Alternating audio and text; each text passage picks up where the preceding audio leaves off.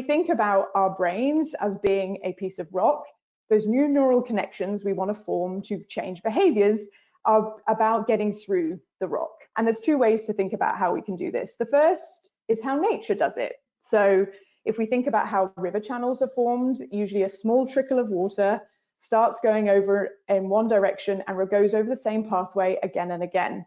And that gradual erosion and repeated action turns that trickle of water into a large river channel. The other way to think about getting through rock is the way that the modern human does it, which is throw a bunch of explosives in, do a big sudden explosion, and one and done, and you've created that new tunnel. What neuroscience tells us is that our brains are actually much more like river channels. The change in that the neural pathways are formed by that gradual, repeated action of small change.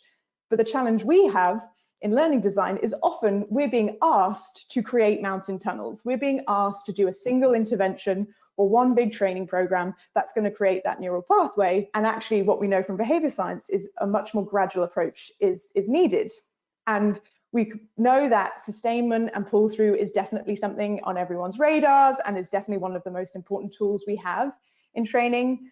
But we believe that by looking at behavioral science and looking at some of the neuroscience behind it, we can make those pull through and sustainments more effective, and also we can really advocate for the importance of that pull through and sustainment.